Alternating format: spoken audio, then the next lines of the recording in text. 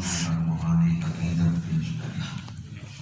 جنہوں نے حضور سے وفا کی ہے ہمیں بھی ان سے وفا کرنی چاہیے یا نہیں؟ تو چند گھڑیاں حضرت سیدنا صدیق اکبر رضی اللہ تعالیٰ عنہ کی عظمت و شان بیان کروں گا۔ اللہ پاک مجھے حق گوئی کی توفیق عطا فرمائے۔ خطبہ کے دوران میں نے جو حدیث پاک تلاوت کرنے کا شرف حاصل کیا ہے، یہ حدیث پاک بخاری شریف میں ہے، مسلم شریف میں ہے، مسند امام احمد میں ہے، مسند بزار میں ہے، مختلف کتب حدیث میں یہ حدیث پاک موجود ہے۔ میرے آقا کریم صلی اللہ علیہ وآلہ وسلم نے ارشاد فرمایا، لو کنت متخذا خلیلا من امتی، اگر میں اپنی امت میں سے کسی کو اپنا خلیل بناتا، خلیل کہتے ہیں گہرا دوست، فرمایا اگر میں اپنی امت میں سے کسی کو اپنا خلیل بناتا لاتخذت ابا بکر خلیلا، تو میں ابو بکر کو اپنا خلیل بناتا، ولکن اخی و صاحبی، لیکن ابو بکر جو ہیں وہ میرے بھائی ہیں اور میرے صحابی ہیں۔ ولکن اخی و صاحبی، یہ الفاظ حدیث پاک میں آئے ہیں۔ تو نے فرمایا ابو بکر میرے بھائی ہیں اور ابو بکر میرے صاحبی۔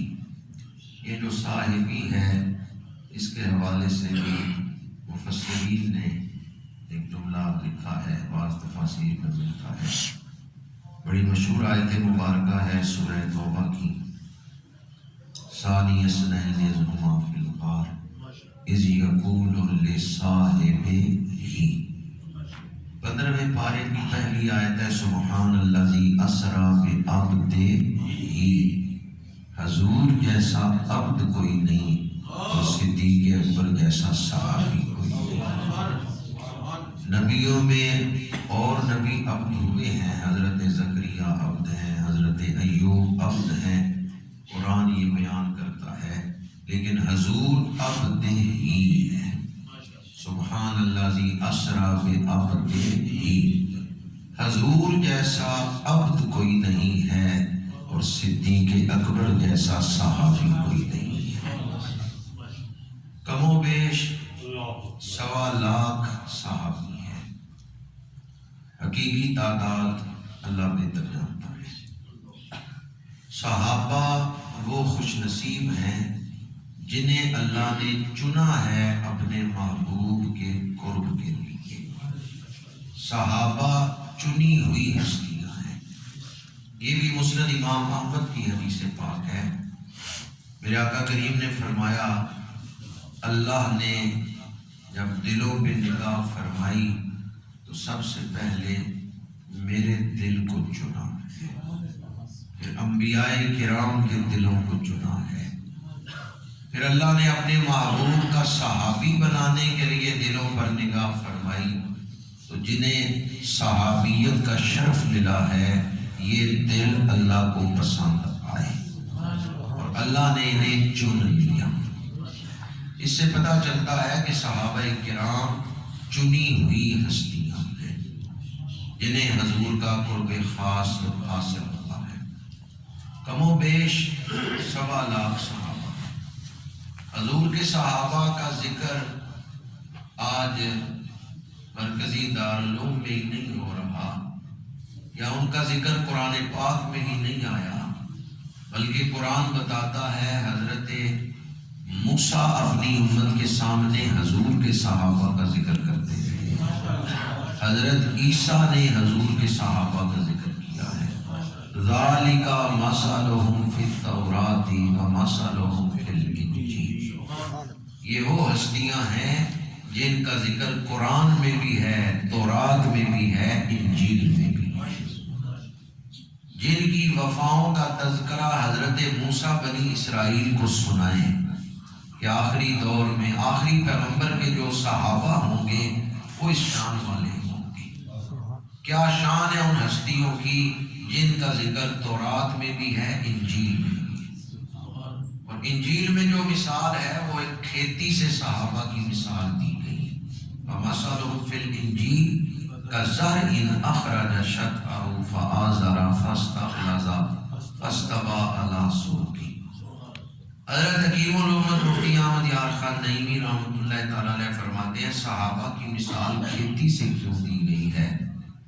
ہمارے اس جسم کی خوراک زمین سے آتی ہے، پھل، اجناس، سبزیاں، یہ سب کھیتی ہیں، زمین سے ہمارے جسم کی خوراک آتی ہے۔ دودھ ہم جانوروں سے لیتے ہیں، لیکن جانوروں کی خوراک کہاں سے آ رہی ہے؟ زمین سے آ رہی۔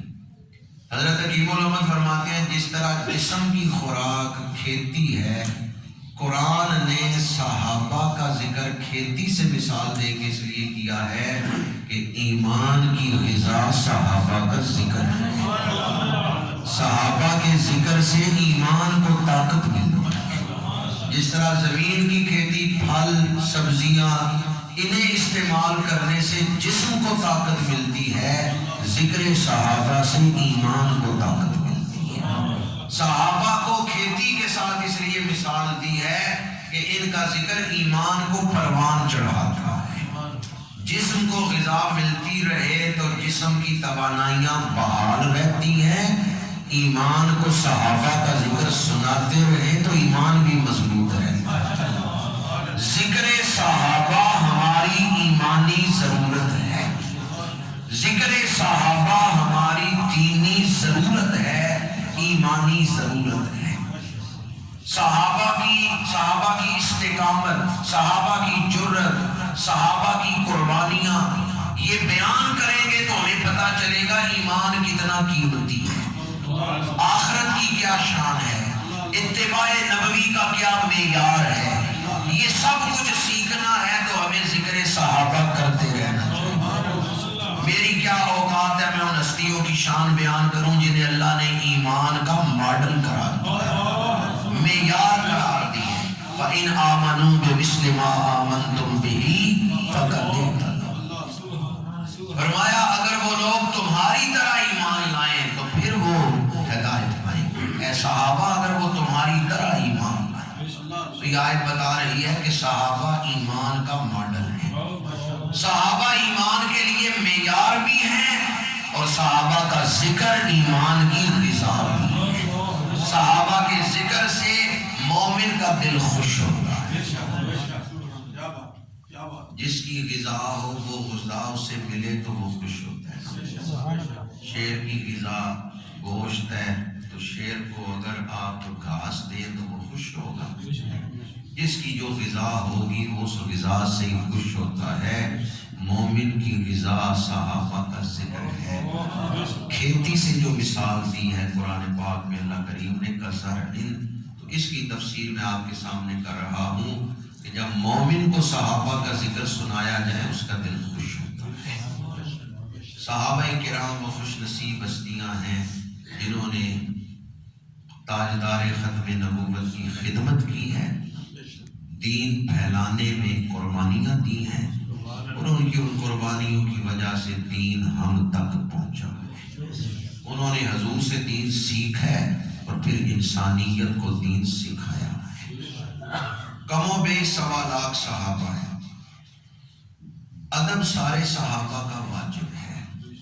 کُلًّا وعد اللہ الحسنی، لفظ کل آگے، ادب تمام صحابہ کا واجب ہے۔ بعض لوگ جو صحابہ کا ذکر کر کے کہتے ہیں جی وہ فتح مکہ کے بعد انہوں نے کلمہ پڑھا ہے، وہ طلقاء میں سے ہیں، تو یہ کہہ کے پھر وہ صحابہ کا ادب نہیں کرتے۔ مکہ فتح ہوا ہے 8 ہجری میں، اور حضور کا وصال پاک ہوا ہے 11 ہجری میں۔ کیا خیال ہے آپ کا جنہیں 3 سال حضور کی صحبت ملی ہے، حضور نے ان پر کیا کیا رحمتیں چڑھائی؟ حالانکہ حضور کی تو ایک مجلس بھی صحابیت کا رنگ چڑھا، جسے ایمان کی حالت میں ایک مجلس مل گئی وہ صحابی تو بن گیا، جنہیں 3 سال ملے ہیں۔ امام ربانی سیدنا مجدد الفسانی رحمۃ اللہ تعالی علیہ سے سوال کیا گیا کہ ہم جو سلوک کی منزلیں طے کرتے ہیں، کیا صحابہ بھی اس سلوک کی منزلیں طے کرتے تھے؟ سیر اللہ، سیر فی اللہ، سیر مع اللہ، سیر من اللہ، کیا یہ صحابہ بھی سلوک کی منازل طے کرتے تھے؟ حضرت امام ربانی نے فرمایا جب وہ حضور کی بارگاہ میں حاضر ہو کے کلمہ پڑھتے تھے، حضور کی ایک نگاہ ان ساری منازل کو طے کرتی۔ صحابی کو ایک مجلس نبوی مل گئی، سلوک کی ساری منزلیں طے، تو جنہیں 3 سال مل گئے۔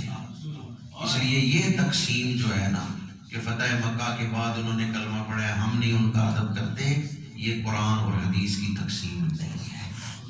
یہ لوگوں نے اپنی ذاتی جو ہے ترجیحات یا خواہش اس کے مطابق کہہ دیا جی فتح مکہ کے بعد کلمہ پڑھا ہے، حالانکہ انہیں تو 3 سال کلمہ پڑھنے کے بعد ملے ہیں۔ کلم وعد اللہ الحسنی، چاہے کسی نے فتح مکہ سے پہلے کلمہ پڑھا ہے یا بعد میں پڑھا ہے، اللہ نے تمام سے جنت کا وعدہ فرما دیا۔ تمام صحابہ جنتی ہیں۔ ادب تمام صحابہ کا واجب ہے، لیکن فضیلت میں سارے صحابہ برابر نہیں۔ جس طرح ہم سارے نبیوں کو مانتے ہیں، لیکن کیا فضیلت میں سارے نبی برابر ہیں؟ تلک الرسل فضلنا بعضهم علی بعض۔ اسی طرح ادب ہم سارے صحابہ کا کرتے ہیں، لیکن مقام و مرتبہ میں، فضائل میں صحابہ برابر نہیں۔ وہ 1500 صحابہ جنہوں نے صلح حدیبیہ کے موقع پر